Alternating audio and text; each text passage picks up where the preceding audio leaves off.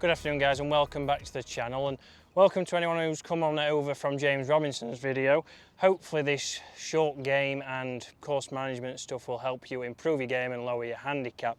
So continuing from what James has said and James has done, we're going to be looking at short game today. So I want to give you 3 tips that are going to really help you improve, something that you can do now. I know in the UK obviously we're in lockdown.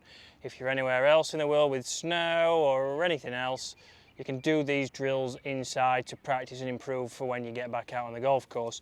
So the first one we're going to do is something that will stop you from thinning, stop you from duffing chips, and start to give you some feedback on what your body's doing throughout your chipping action.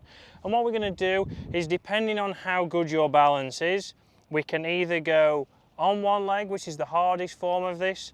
If not, we're going to drop your right foot back and have it on the toe where there's not much weight on there. So if we have any kind of tilting motion, we're going to start to fall over and really see what we're doing throughout, why we might be duffing chips, and where we need to focus on to help us chip it closer, get better contact and get more spin control. So what I will do is I'll have, for a right-handed golfer, I'll have the ball in line with my big toe on my left foot. From here I'm going to try my best at 1 foot only. So from here now, I just want to make a motion, be able to hold my finish for at least 5 seconds. So you see I've turned through there, the club's out in front of me, and I'm able to keep that. You'll start to see how long you can do. This is only around about a 15-20 yard chip, so I can still just about keep my balance. If I went to maybe 30-40 yards, it might be harder, but we might then go just to your right foot back, because this is something you can do not only with chipping, but you can also do with your pitching to help you get a consistent strike, help you get a better flight, and hopefully chip it closer and have less shots. So let's look at the next point. We're going to move into the bunker and we're going to have a look at that. Okay guys, so the next tip is here in the bunker. So one of the biggest things that I see in bunkers from amateurs is they'll either get very open with the stance, or again, feet are pointing very straight. Even if they aim straight or square to their target, feet are very much inwards. It limits our rotation. And as we know in the bunker, we need a lot of speed. And because we're not making a full swing and a full weight shift, we need to help ourselves be a little bit open to start with our hips. And that's going to help us get a better contact, get a more consistent impact with the sand in the same place, which will then help us with our flight and spin. So when you're in the bunker here, I like to have your feet square to the target. So if we had a camera down the line, then you'll see that is just left of my target. Just like if you're hitting an iron and trying to hit it on the green, you're going to be parallel to where you're trying to get that ball to go. But the main thing here is turning this left foot out. So this allows us to open our hips a lot more and a lot easier. So when we rotate through now, you can see I can turn through, I can get on to my left side and my chest can turn through. The opposite, and if you stand there at home now, turn that left foot in, try and rotate your hips, you'll see it's a lot more restricted. So then the body has to come across, and that's when we start to get people cutting across the ball. They can shank the ball, they can thin it into the slope, they can hit it.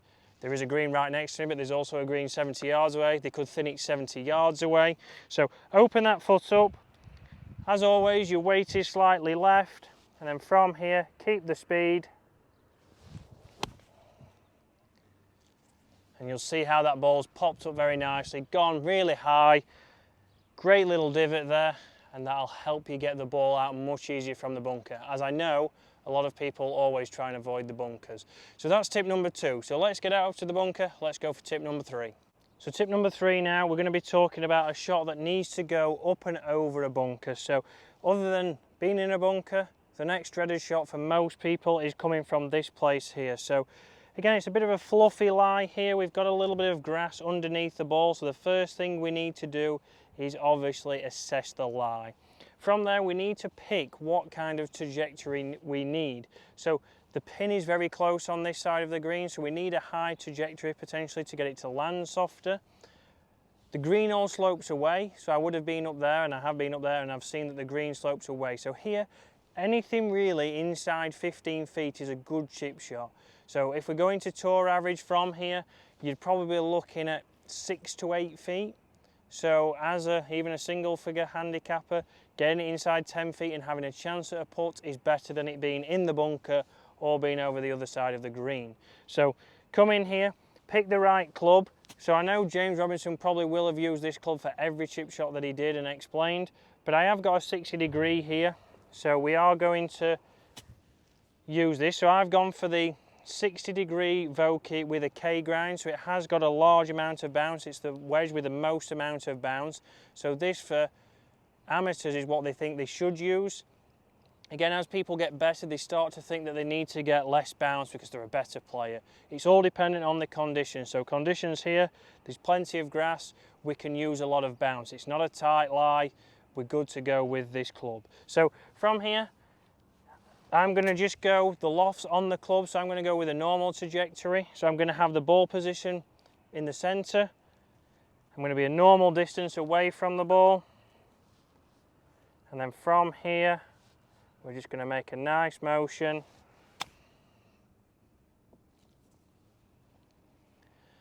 And that's a great shot. It's ran on, like I said, the green slopes all the way. I've probably got 15 feet there. It landed perfect on the edge of the green. I couldn't land that much better. But you see there, I used the loft.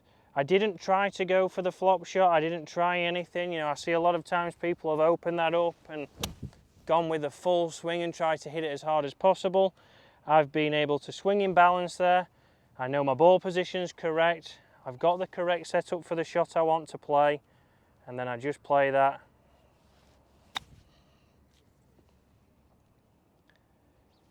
Nice and easy. So there, perfect example there. Wasn't a perfect strike, but because I've got a lot of bounce on this wedge, it was able to get it up and over the bunker, and you'll see it's actually gone closer than the first. So 3 tips there. So the first tip is making sure we can get better contact from around the green. We can start to figure out what you might be doing throughout your motion and why you're miss-hitting chip shots.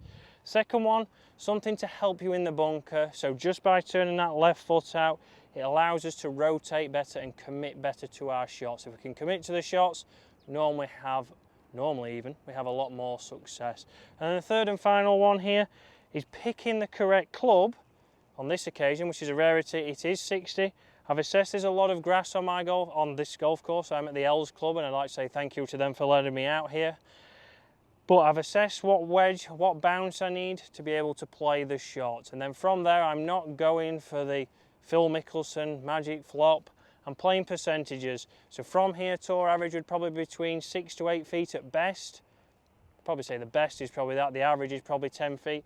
And I've hit 1 to around about 12 feet and 1 to 15 feet. So if you're a mid-handicapper golfer, if you're a high-handicapper golfer, if you're a low-handicap golfer, set realistic targets. The problem for this shot was your iron shot or your driver, whichever.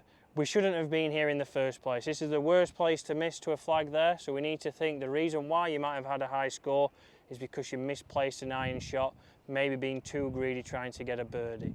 So take your medicine, pick the right shot, pick the right club, and there's your 3 tips. So guys, hopefully that's helped you. Hopefully if you're new to the channel, you've enjoyed that, and you'll see the other videos are going to be all short game and course management.